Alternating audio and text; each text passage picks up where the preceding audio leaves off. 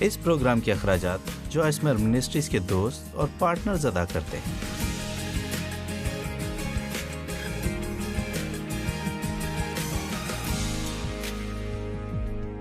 الہی رہنمائی اپنے فرزندوں کے لیے خدا کی عین مرضی ہے۔ یسایہ 42 کی 16 اور اندھوں کو اس راہ سے جسے وہ نہیں جانتے لے جاؤں گا، اور میں ان کو ان راستوں پر جن سے وہ آگاہ نہیں لے چلوں گا۔ میں ان کے آگے تاریکی کو روشنی اور اونچی نیچی جگہوں کو ہموار کر دوں گا۔ میں ان سے یہ سلوک کروں گا اور ان کو ترک نہ کروں گا۔ کسی کو آج یہ کلام قبول کرنے کی ضرورت ہے۔ جب میں نے یہ پڑھا تو یہ زبردست کلام ہے، لیکن یہ آج یہاں بیٹھے کسی شخص کے لیے ہے۔ خدا آپ کی رہنمائی کرے گا۔ آپ شاید ایک اندھے شخص کی مانند محسوس کر رہے ہوں، نہیں جانتے ہوں کہ کہاں جانا ہے، لیکن خدا کہتا ہے اندھوں کو اس راہ سے جسے وہ نہیں جانتے لے جاؤں گا۔ میں ان کو ان راستوں سے جن سے وہ آگاہ نہیں لے چلوں گا۔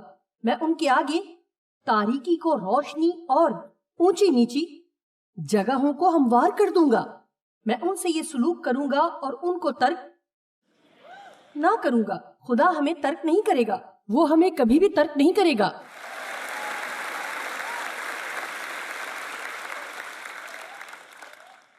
ہماری زیادہ تر دعائیں جو ہم خدا سے کرتے ہیں ایسی ہوتی ہیں: اے خدا، مجھ پر ظاہر کر مختلف حالات میں مجھے کیا کرنا ہے، مستقبل کا کیا ہوگا، ماضی میں کی گئی غلطیوں کا کیا ہوگا، وہ فیصلے جنہیں کرنے کی ضرورت ہے، مشکل تعلقات سے کس طرح نمٹنا ہے۔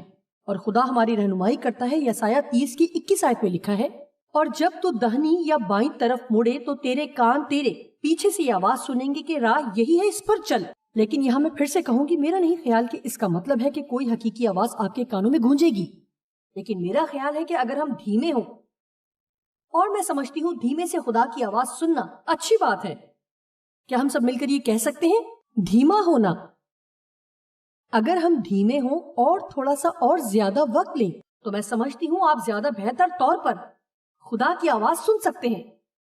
اب میں نے فیصلہ کرنے میں زیادہ وقت لینا شروع کر دیا ہے۔ میں کچھ اس قسم کے لوگوں میں سے ہوں جو بہت سوچتے ہیں میں کوئی بھی کام لے کر اس کو پورا کر سکتی ہوں، لیکن میرے جسم نے مجھے بتانا شروع کر دیا ہے کہ مجھے اپنا یہ رویہ بدلنا ہوگا اگر مجھے دیر تک تندرست رہنا ہے۔ اور یہ بات مجھے کسی اور شخص نے جو منسٹری میں تھا بہت پہلے کہی تھی، اور میرے لیے بڑی مددگار ثابت ہوئی۔ میں اس سے پوچھ رہی تھی کہ آپ یہ کیسے جانتے ہیں کہ کس جگہ ہاں کہنی اور کس جگہ نہ کہنی ہے، کیونکہ جتنے مواقع آپ لے سکتے ہیں آپ کو اس سے زیادہ ملتے ہیں۔ اور شاید آپ میری طرح فل ٹائم منسٹری میں بھی نہیں ہیں، لیکن آپ ہمیشہ ایک ہی چیز کے ساتھ نمٹ رہے ہوتے ہیں۔ آپ ہر چیز کے لیے ہاں نہیں کہہ سکتے جو کہ ہر کوئی آپ سے توقع کرتا ہے، کیونکہ اگر آپ ایسا کرتے ہیں تو آپ بالکل ٹوٹ پھوٹ کا شکار ہو جائیں گے۔ لہٰذا اس نے کہا، میں نے ہر چیز کو تفصیل سے سوچنے کی عادت اپنائی۔ جیسے کہ اگر میں کہیں کلام سنانے کی ذمہ داری لیتی ہوں اور وہ اس وقت آسٹریلیا میں رہتی ہو اور اسے یہاں آنے کے لیے بہت سا وقت درکار تھا، چیزوں کو پیک کرنا، جہاز میں سفر کرنا، ہوٹل میں جانا، سامان نکالنا میٹنگز میں جانا، اور پھر اوپر سے جہاز کے بار بار چکر لگانا اور بار بار آنا جانا، یہ سب واقعی فیصلہ کرنے میں آپ کی مدد کرتا ہے۔ اگر آپ تھوڑے سے دھیمے ہو جائیں اور خدا کو کام کرنے دیں کہ آپ کو دکھائے کہ دراصل ان چیزوں کو کرنے میں آپ کو کس میں سے گزرنا ہوگا جن کے لیے آپ ہاں کرنے جا رہے ہیں۔ لہٰذا میں نے حال ہی میں ان چیزوں کو آزما کر دیکھا اور اس سے واقعی میری مدد ہوئی۔ میں جب تک دیکھ نہ لوں میں فیصلہ نہیں کرتی۔ میں کچھ اس طرح کی ہوں کہ میں چیزوں پر نظر رکھتی ہوں، میں جاننا چاہتی ہوں کہ آج کیا ہونے جا رہا ہے، بلکہ آنے والے دن اور ہفتے پر بھی، اور اس کے بعد میں آنے والے ہفتے پر بھی۔ اور یہ بات آپ پر بہت زیادہ اندرونی دباؤ ڈالتی ہے۔ آپ پہلے ہی سے باہر کے دباؤ سے جو بہت زیادہ ہے نمٹ رہے ہیں۔ آپ کو ضرورت ہے زیادہ اندرونی دباؤ سے نمٹنے کی ضرورت نہیں۔ لہٰذا اس سے مجھے بہت مدد ملی۔ بعض اوقات ایسا سوچنے میں یہ کسی اور دن کے لیے ہے، مجھے آج اس سے متعلق سوچنے کی ضرورت نہیں۔ اور پھر جب لوگ مجھ سے کہتے ہیں آپ یہ کرنا چاہتی ہیں یا وہ کرنا چاہتی ہیں. جیسے کہ میں پچھلے ہفتے کچھ اپوائنٹمنٹ بنا رہی تھی اور میرے پاس 2 یا 3 مختلف آپشن تھے. میری اسسٹنٹ فون پر میرے جواب کا انتظار کر رہی تھی اور میں نے کہا آپ جانتے ہو میں اس پر تھوڑا سوچنا چاہتی ہوں, پھر میں تمہیں بعد میں فون کر کے بتاؤں گی. ایک چیز کا میں نے فیصلہ کیا کہ میں کچھ بھی کرنا نہیں چاہتی, اور پھر ان میں سے ایک کا میں نے وقت تبدیل کر دیا جو میں کرنے جا رہی تھی. بعض اوقات ہمیں یہ کمال کا خیال آتا ہے کہ ہمیں کچھ کرنا چاہیے اور پھر اچانک ہم کسی کاغذ پر سائن کر کے کوئی اپوائنٹمنٹ کر لیتے ہیں, اور پھر ہوتا یہ ہے کہ ہم اس پر پورے نہ اتر کر شرمندہ ہوتے ہیں کیونکہ ہم نے اپنی بات کا پاس نہیں رکھا جو ہم نے کہا تھا کہ کریں گے. لہٰذا خدا کی آواز کو سننے کی ضرورت ہے. میں یہ بات آخری بار کہنے جا رہی ہوں. آہستہ ہوں.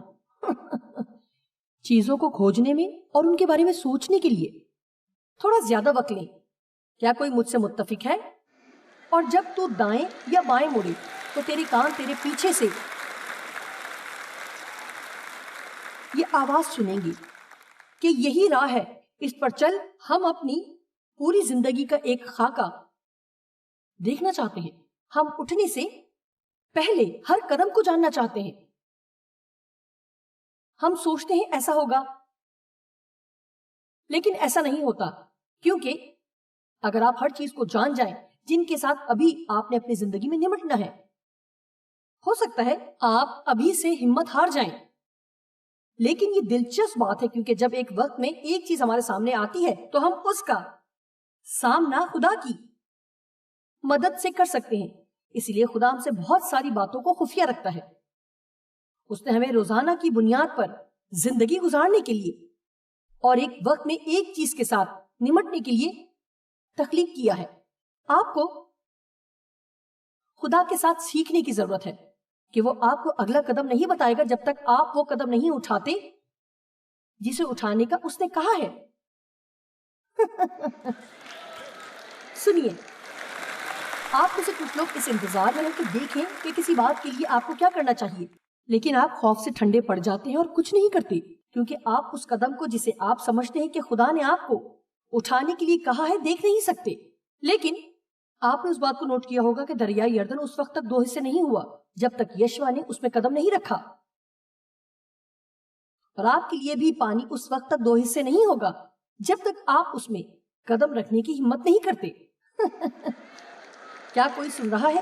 معلوم ہے میں کیا کہہ رہی ہوں, لیکن ہمیں خدا سے معلومات لینے کا یہ آئیڈیا یعنی ایک وقت میں ایک بات پسند نہیں آیا کیونکہ خدا نے مجھے اس انداز میں تشریح کرنا سکھایا ہے, اور عام طور پر لوگ سمجھتے بھی ہیں یہ ایسے ہی ہے جیسے آپ کے پاس یہ ہے.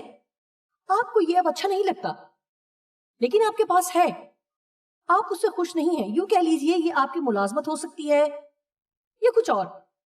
اب آپ کے لیے اس میں کوئی کشش نہیں, اور آپ کو محسوس ہوتا ہے کہ خدا چاہتا ہے کہ آپ اسے جانے دیں اور کچھ اور کریں, لیکن آپ ایسا نہیں کرنا چاہتے جب تک آپ جان نہ لیں کہ کچھ اور ہے کیا.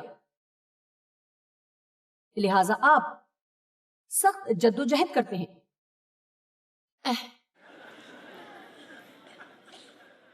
اور آخر میں آپ پریشان ہو جاتے ہیں اور 2 حصوں میں بڑھ جاتے ہیں کیونکہ خدا ہمیشہ اس نئی چیز کو آپ سے اتنا دور رکھے گا جب تک آپ اس کو چھوڑ نہیں دیں گے اور ظاہر نہیں کرتے کہ آپ بھروسہ کرتے ہیں. میرا مطلب ہے میرے پاس آج وقت نہیں کہ میں آپ کو اپنی منسٹری سے متعلق کہانیاں سناتی رہوں اور وہ باتیں خوفزدہ کرنے والی جو ہمیں کرنا تھی, اور خدا نے ہماری کیسے رہنمائی کی ایک وقت میں قدم قدم پر. میں آپ کو ایک مثال دوں گی کہ جب ہم نے اپنی منسٹری کا آغاز کیا تو اس کا آغاز ہمارے گھر کے بیسمنٹ سے ہوا, اور میں نہیں جانتی ہمارے پاس کتنے لوگ تھے, شاید 8 یا 10 کام کرنے والے. جب ہمیں احساس ہوا کہ اب گھر سے باہر نکلنا چاہیے اور ہم نے 1700 اسکوائر فٹ کا آفس کرائے پر لیا, اور ہمیں یوں محسوس ہو رہا تھا کہ ہم اتنے بڑے آفس کا کیا کریں گے. میرا مطلب ہے ایسا لگ رہا تھا ساری دنیا ہمارے پاس ہے. بہت جلد ہم نے وہ ساری جگہ استعمال کرنا شروع کر دی, اور پھر ہم نے اس کمپلیکس میں ساری جگہ جتنی ہم لے سکتے تھے کرائے پر لے لی. ہم جانتے تھے کہ اب وقت ہے کہ ایک بلڈنگ خریدیں, ایک بلڈنگ تعمیر کریں, کچھ جائیداد خریدیں. لہٰذا ہم ایک چرچ خریدنے والے تھے جو کہ ان قریب بند ہونے جا رہا تھا, اور ہم کاغذات پر دستخط کرنے والے تھے. ایک دن ڈیو نے کہا کیا آپ جانتی ہو, مجھے اس بارے میں کوئی تسلی نہیں تھی یہ بس ایک چیز تھی، اطمینان نہیں تھا. لہٰذا میں نے کہا ٹھیک ہے ہم نہیں خریدیں گے. اور پھر ہم ایک اور جگہ خریدنے والے تھے. یہ کتنے اسکوائر فٹ ہوگی؟ جی 35,000 اسکوائر فٹ. اور ہم نے سوچا میرے خدایا ہم 35,000 اسکوائر فٹ جگہ پر کیا کریں گے؟ خیر ہم نے وہاں جا کر اس بلڈنگ پر بولی دی اور ہماری بجائے اسے کسی اور نے خرید لیا. لہٰذا خدا کی آواز سننے کا یہ بھی ایک انداز ہے کہ وہ دروازے بند کر دیتا ہے. آپ جانتے ہیں اس قسم کے شخص نہ بنے کہ اگر آپ کو جو آپ چاہتے ہیں نہیں ملا تو آپ پریشان ہو گئے. اگر خدا نے دروازہ بند کر دیا ہے تو اس کا شکر کریں کہ اس نے ایسا کیا، کیونکہ اس کا مطلب ہے کہ آپ کچھ ایسا کرنے جا رہے تھے جس سے آپ کو کوئی فائدہ نہیں ہونا تھا. خدا دروازے کھول سکتا ہے لیکن وہ ان کو بند بھی کر سکتا ہے. خیر ہمیں معلوم نہیں تھا کہ ہم کیا کرنے جا رہے ہیں. مطلب ہمیں اس جگہ کا واقعی دکھ ہوا تھا. میرا مطلب ہے اس وقت تک ہم ٹی وی منسٹری تک آ گئے تھے اور ہم بہت سے لوگوں کو بھرتی کر رہے تھے. ہماری منسٹری 3 گنا بڑھ چکی تھی. ہمارے پاس ڈیسک تھے جو ہال میں پڑے ہوئے تھے. ہم اس کو جہاں رکھ سکتے تھے وہاں پر رکھ دیے. جس راستے سے ہم آفس آتے تھے روزانہ اسی راستے سے آتے تھے. پھر بھی کسی وجہ سے ہم نے وہ سائن بورڈ کبھی نہ دیکھا. میں نے اسے دیکھا لیکن اس پر کبھی اتنی توجہ نہ دی. سڑک کے ایک طرف جہاں سے ہم گزرتے تھے ایک چھوٹا سا سائن بورڈ بنا ہوا تھا اور اس پر تیر کا نشان بھی تھا. اس پر لکھا تھا 55 ایکڑ فار سیل. خیر ایک دن میں نے جیب سے کہا مجھے حیرت ہے یہ کیا ہے. یہ بڑی دلچسپ بات ہے کہ خدا کسی چیز کے لیے کیسے آنکھوں کو بند کر سکتا ہے اگر درست وقت نہ ہو. اور اگر درست وقت ہو تو وہ کسی چیز کے لیے آپ کی آنکھوں کو کھول سکتا ہے. لہٰذا ہم وہاں گئے اور ہم نے 55 ایکڑ جگہ کو دیکھا اور وہ ایک زبردست کمال کی جگہ تھی. لیکن وہاں یہ نہیں لکھا تھا کہ قیمت کیا ہے اور ہم نے اس کے لیے ایک مخصوص رقم بچا کر رکھی ہوئی تھی. ہم نے اس خاتون کو ڈھونڈ نکالا جو اس کی مالک تھی اور کسی شخص نے اسے اتنے ہی پیسوں کی 2 سال پہلے پیشکش کی تھی جتنے پیسوں کی ہم کرنے والے تھے. لیکن اس نے اس کو وہ جگہ نہیں بیچی تھی. خدا نے اس کے دل کو ہمارے لیے کھولا اور اس نے وہ جگہ ہمیں بیچ دی اتنے ہی پیسوں میں جو ہم نے رکھے تھے. آج ہماری پراپرٹی وہیں پر ہے. اور یہ کتنے ہزار فٹ ہے؟ 1,50,000 اسکوائر فٹ جس پر آفس بلڈنگ ہے اور ڈسٹریبیوشن سینٹر 68,000 اسکوائر فٹ پر بنا ہوا ہے. لہٰذا جانتے ہیں 30,000 اسکوائر فٹ زیادہ دیر نہیں چلنی تھی. دیکھا خدا نے وہ دروازہ اس لیے بند کر دیا کیونکہ وہ ہم سے بہتر جانتا تھا کہ مستقبل میں کیا ہونے جا رہا ہے. اگر ہم وہ چرچ یا وہ بلڈنگ خرید لیتے تو ہم مشکل میں پڑ جاتے. خیر خدا نے وہ پراپرٹی ہم سے چھپا کر رکھی. اگرچہ ہم ہر روز وہاں سے گزر کر جاتے تھے وہ نظر نہ آتی. اس نے اسے اس وقت تک چھپا کر رکھا جب تک صحیح وقت نہیں آ گیا. لہٰذا اگر آپ خدا کی طرف سے کسی جواب کے منتظر ہیں تو پریشان نہ ہو اس لیے کہ خدا نے آپ کو ابھی تک جواب نہیں دیا. شاید وہ جلدی نہ کرے لیکن وہ دیر بھی نہیں کرے گا. سنیے ٹھیک وقت پر. اور جب بھی ابلیس آپ کو مایوس کرنے کی کوشش کرے تو اپنا منہ کھولے اور کہیں خدا ٹھیک وقت پر بات کرے گا. وہ مجھے ترک نہ کرے گا. خدا مجھ پر ظاہر کرے گا کہ کیا کرنا ہے جب مجھے کچھ کرنے کی ضرورت ہوگی. اور آپ جانتے ہیں بعض اوقات مجھے بہت برا لگتا ہے خاص طور پر ان نوجوان لوگوں کے لیے جب وہ اسکول یا کالج سے فارغ ہوتے ہیں تو ہر کوئی ان سے پوچھنا چاہتا ہے آپ زندگی میں کیا کرنا چاہتے ہیں. میرا مطلب ہے ہم میں سے کچھ لوگ 50 کے ہیں اور آپ کو نہیں معلوم کہ آپ نے اپنی زندگی میں کیا کرنا ہے اور آپ ابھی تک یہ جان نہیں پائے. اور ہم ان 18-20 سال کے بچوں کو مصیبت میں ڈال رہے ہوتے ہیں. آپ نہیں جانتے کہ اپنی زندگی کے ساتھ کیا کرنے جا رہے ہیں. آپ سوچتے نہیں کہ وہ آپ کے سوالوں کا جواب دینے کی کوشش میں تنگ آ سکتے ہیں. میرا مطلب ہے یہ پوچھنا بری بات نہیں لیکن اگر وہ کہیں کہ مجھے ابھی نہیں معلوم تو انہیں تنگ نہ کریں. اور آپ جانتے ہیں کسے پرواہ ہے ہو سکتا ہے کہ آپ نے کچھ ایسا کرنے میں اپنا وقت گزار دیا ہو کہ جو کچھ آپ کرنا چاہتے ہیں اس سے اس کا کوئی تعلق ہی نہ ہو. لیکن آپ کو تجربہ حاصل ہوگا کہ آپ کی آئندہ زندگی میں جہاں کہیں بھی آپ ہیں کام آئے. ہم سب کچھ جاننے کی جلدی میں ہیں. ہمیں ہمیشہ ہر چیز کو جاننے کی ضرورت نہیں. ٹھیک ہے سب سے عام فہم طریقہ جس کے وسیلے خدا ہم سے بات کرتا ہے وہ اس کا کلام ہے. میں آپ کو ابھی بتاؤں گی. آپ جب بھی یہ سب سیکھنا چاہیں گے کہ خدا کی آواز کو کیسے ٹھیک طور پر سنا جائے تو آپ کو خدا کے کلام کو جاننے کی ضرورت ہے. اگر آپ خدا کے کلام کے شاگرد نہیں بننا چاہتے تو آپ دھوکہ کھا سکتے ہیں اور آپ اپنے آپ کو مشکل میں ڈال سکتے ہیں. خدا کا کلام آپ کی زندگی میں مداخلت کر سکتا ہے جب آپ کوئی غلطی کرنے جا رہے ہوں, جب آپ کسی غلط سمت میں جانے کے لیے تیار ہوں اور کچھ غلط کرنے کے لیے تیار ہوں, جب آپ کسی سے ایسا سلوک کرنے جا رہے ہوں جو خدا کو ناپسندیدہ ہو تو خدا کا کلام اس میں مداخلت کرے گا. لہٰذا آپ کو خدا کے کلام کو سیکھنے کے لیے خدا سے عہد کرنا ہوگا. میں اس بات کو دل و جان سے دیکھنا چاہوں گی کہ خدا کا ہر ایک شخص ہر روز خدا کے کلام میں وقت گزارے. اگر آپ زیادہ وقت خدا کے کلام میں نہیں گزارتے اور جب بھی آپ روزانہ خدا کا کلام سنیں گے تو آپ حیران ہوں گے کہ خدا کے کلام کے الفاظ جن پر آپ غور کرتے ہیں, اگر آپ اپنے کسی بھی کام میں مصروف ہیں, آپ میوزک سن رہے ہیں یا آپ کچھ بھی کام کر رہے ہیں یا کچھ بھی, اور آپ اس حالت میں نہیں ہے کہ ارادی طور پر کلام کا ہر لفظ سن سکیں, تو بھی اسے چلنے دیں, چاہے آپ کو اسے 2 یا 3 بار سننا پڑے, اس سے پہلے کہ آپ اسے سمجھیں. اچھا ہے کہ آپ ایسا کریں. آپ صرف اپنی توجہ ضائع کر رہے ہیں اگر آپ جانتے ہیں کہ آپ بیٹھے کچھ اور سوچ رہے ہیں جو کوئی اچھا پھل پیدا نہیں کرے گا. بہرحال خدا کے کلام سے محبت کریں. دوسرے کرنتھیوں 10 باب کی 4 سے 5 آیت. اس لیے کہ ہماری لڑائی کے ہتھیار جسمانی خون اور گوشت نہیں بلکہ خدا کے نزدیک قلعوں کو ڈھا دینے کے قابل ہیں. چنانچہ ہم تصورات اور ہر ایک اونچی چیز کو جو سچے خدا کی پہچان کے برخلاف سر اٹھائے ہوئے ہے ڈھا دیتے ہیں اور ہر ایک خیال کو قید کر کے مسیح کا فرما بردار بنا دیتے ہیں. دوسرے الفاظ میں آج دنیا میں بہت ساری آوازیں ہیں, کچھ فطری ہیں اور کچھ مافوق الفطرت جو ہم سے کلام کریں گی. لیکن اگر ہم خدا کے کلام کی سچائیوں سے واقف ہیں تو ہم پہچان جائیں گے کہ خدا کے کلام کے مطابق کیا درست ہے اور خدا کے کلام کے مطابق کیا غلط ہے. یسوع نے کہا اگر تم میرے کلام پر قائم رہو گے اور سچائی سے واقف ہوگے اور سچائی تم کو آزاد کرے گی. میرا ایمان ہے کہ خدا کی بات سننے کا خاص ذریعہ یہ بھی ہے, اور میں جانتی ہوں کہ یہ میرے اور ڈیو کے لیے ایک حقیقت ہے, اور وہ ہے آپ کی حکمت اور فہم کے ذریعے سے. میں اور ڈیو یہ فخری انداز میں نہیں کہہ رہے, یہ ایک حقیقت ہے. ہم بہت زیادہ فہم سے کام لیتے ہیں, اور آپ جانتے ہیں کہ بعض اوقات عقل و فہم آپ کی تعلیم سے کہیں زیادہ بڑھ کر اہمیت رکھتے ہیں. آپ جانتے ہیں کہ بہت ساری ایسی باتیں ہیں جن کے لیے ہمیں خدا کی طرف سے آواز سننے کی ضرورت نہیں, صرف عقل و فہم کی ضرورت ہے.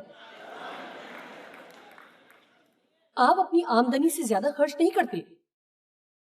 آپ جا کر نئی کار نہیں خرید لیتے جب تک کہ آپ کی جیب میں ادا کرنے کے لیے پیسے نہ ہو جس سے آپ پر بہت سا دباؤ پڑ جائے. آپ جانتے ہیں سب سے پہلے خدا آپ پر دباؤ نہیں ڈالتا کہ آپ کوئی فیصلہ کریں. آمین. جب کوئی آپ پر دباؤ ڈالنا شروع کرے کہ آپ کوئی فیصلہ کریں تو آپ یہ کہہ سکتے ہیں کہ یہ خدا کی طرف سے نہیں. مہربانی سے تھوڑا اور وقت لیں. آپ جانتے ہیں جب آپ کچھ خریدنے لگیں, خاص طور پر کوئی قیمتی چیز, آنکھیں بند کر لیں, جیولری کیس سے دور ہٹ جائیں, چمکیلے بھڑکیلے شو روم سے دور رہیں جہاں پالش کی ہوئی کاریں کھڑی ہیں اور ایسی خوبصورت لگ رہی ہے جیسے آپ نے پہلے کبھی نہیں دیکھی. ذہن میں رکھیں کہ یہ بعد میں کیسی لگیں گی, جیسے میک ڈونلڈ کا ریپر یا کافی کے کپ, اور اس کے اوپر مٹی چڑھی ہوئی ہو, اور کسی اور کار کا دروازہ جب آپ کی کار سے ٹکرا جائے تو اس پر لکیریں پڑی ہوں. پھر اپنے آپ سے کہیں اگر یہ ایسی ہے تو پھر میں مہینے کے $700 7 برسوں میں ادا کرنے کے لیے تیار ہوں تاکہ اسے خرید لوں. یہاں کافی اچھے دماغ کے لوگ موجود ہیں. ایک اور چیز جس کی وسیلہ خدا ہم سے بات کرتا ہے وہ ہے ہماری ماضی کی غلطیاں. میں آپ کو کچھ بتانا چاہتی ہوں. ہو سکتا ہے کہ آپ نے زندگی میں کچھ غلطیاں کی ہوں. خود پر ایک مہربانی کریں اور ان سے کچھ فائدہ اٹھائیں, بجائے اس کے کہ آپ بیٹھ کر ان کا ماتم کریں, خود کو مجرم سمجھیں جو آپ نہیں ہیں. امثال 3:11. اے میری بیٹی, خداوند کی تنبیہ کو حقیر نہ جان, اس کی ملامت سے بیزار نہ ہو, اپنی غلطیوں سے سیکھنا اور ان آزمائشوں سے جو اس کی تنبیہ کے وسیلہ آتی ہیں. کیا یہ اچھا نہیں؟ اپنی غلطیوں سے سیکھنا. غلطیاں کرنے سے متعلق ایک بات یقینی ہے، اگر آپ ان سے کچھ اور نہیں سیکھتے تو یہ ضرور سیکھ لیتے ہیں کہ اسے دوبارہ نہیں کرنا. اس لیے بعض اوقات ایسا کرنا دانش مندی ثابت ہوتا ہے کہ جب معلوم نہ ہو کہ آپ اپنی زندگی کے ساتھ کیا کرنے جا رہے ہیں تو کچھ چیزیں کرنے کی کوشش کریں، کیونکہ اگر کوئی بات نہیں بنتی تو کم از کم آپ کو معلوم تو ہوگا کہ کیا نہیں کرنا ہے. آپ جانتے ہیں ہمیں کیا کرنا ہوگا. ہمیں غلطیاں نہ کرنے کے خوف پر قابو پانا ہوگا. ہم ایسا سوچنا بھی برداشت نہیں کر سکتے کہ ہم غلط بھی ہو سکتے ہیں، یا ہم کسی کو یہ بتائیں کہ ہم نے کچھ غلط کیا ہے. جانتے ہیں جب ہم جا کر لوگوں کو بتاتے ہیں کہ خدا نے مجھ سے کلام کیا، اور جب یہ ظاہر ہو جاتا ہے کہ خدا نے ایسا کچھ نہیں کہا کیونکہ اس طرح سے کام نہیں ہو رہا، پھر ایک اور غلطی کرتے ہیں کہ اسے کسی اور بہانے سے ڈھانپنے کی کوشش کرتے ہیں. میں نہیں جانتی کہ ہم کیوں نہیں واپس جاتے اور لوگوں سے کہتے آپ جانتے ہیں میں سمجھی تھی یہ خدا کی طرف سے، لیکن ایسا نہیں ہے. ہر کوئی اس میں سے گزرتا ہے اور ہم اس سے کہیں زیادہ بہتر حالت میں ہوں اگر ہم ایک دوسرے کے ساتھ اس طرح کی باتوں میں دیانتدار ہوں. ہم زندگی کے تجربات سے بہت کچھ سیکھتے ہیں. خدا ہماری اپنی سوچوں کے ذریعے ہم سے بات کرتا ہے. مجھے یہ پسند ہے. اب اس کا ہرگز یہ مطلب نہیں کہ ہر خیال خدا کی طرف سے ہے، لیکن یہ ان مسح شدہ خیالات میں سے ایک خیال ہوتا ہے جو آپ کو بھا جاتا ہے. آپ اس سے متعلق بہت اچھا محسوس کرتے ہیں.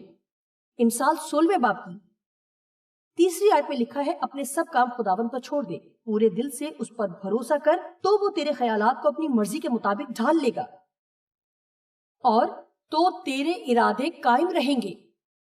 کیا ہی اچھی بات ہے. مجھے امید ہے آپ نے ایسا بہت مرتبہ دیکھا ہوگا، اور یہ حقیقی ہے. یہ کوئی یوں ہی بادلوں میں مافوق الفطرت چیز نہیں ہے. او یہ خدا تھا. بعض اوقات خدا آپ سے جانی پہچانی آواز میں بات کرتا ہے. جب خدا نے سیمیل کو بلایا، سیمیل سوچتا رہا یہ ایلی کاہن کی آواز ہے جو اس کو بلا رہا ہے، کیونکہ یہ وہ آواز تھی جس کے وسیلہ وہ خدا سے متعلق سنتا رہتا تھا. اور مجھے کچھ لوگ کہتے تھے میں یہ کرنے لگا تھا، میں وہ کرنے لگا تھا، کیونکہ میں نے سنا کہ آپ مجھ سے کہہ رہی ہیں. جب آپ کسی کو بہت زیادہ سنتے ہیں، آپ اپنے پاسٹر کو بہت زیادہ سنتے ہیں. خدا کی بات کرنے کا ایک طریقہ یہ بھی ہے، وہ کوئی بات آپ کی یادداشت میں لاتا ہے، جو بات انہوں نے پہلے کسی وقت میں کہی ہو، جو آپ کو اس چیز سے بچا رہی ہوتی ہے جس کی وجہ سے آپ مشکل میں پڑ سکتے ہو. لہٰذا اگر آپ کو ایسا محسوس ہو تو حیران نہ ہو، خدا آپ سے ایک جانی پہچانی آواز میں بات کر رہا ہے جو آپ سنتے رہے ہیں. خدا ہماری خواہشات کی وسیلہ سے بھی کلام کرتا ہے. ہماری ہر ایک خواہش خدا کی طرف سے نہیں ہوتی. اگر آپ کو ہر رات آئس کریم کھانے کی تمنا ہو، شاید خدا کی طرف سے نہ ہو. اگر آپ کو کسی اور کی بیوی پسند ہے تو یہ خدا کی طرف سے نہیں ہے. آمین. اگر آپ اپنی بات کا پاس رکھنے کی خواہش نہیں رکھتے تو یقیناً یہ خدا کی طرف سے نہیں.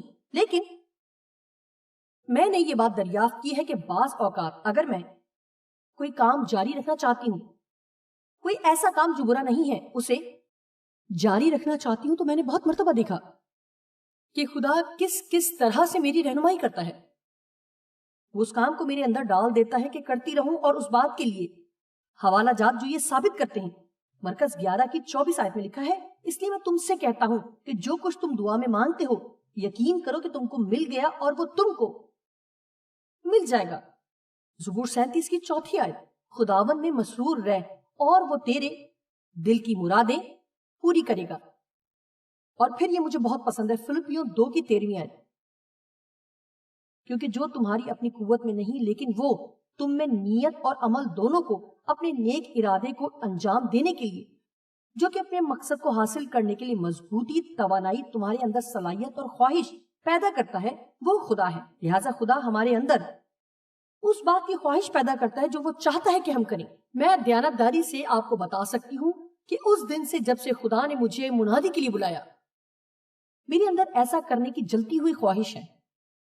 اور یہ بھی ایک طریقہ ہے کہ میں جانتی ہوں کہ یہ خدا کی طرف سے ہے، کیونکہ میں اس کے بغیر رہ نہیں سکتی۔ پچھلے 10 برسوں میں اب لوگ اکثر مجھ سے کہتے ہیں تمہارا ریٹائر ہونے کا ارادہ نہیں؟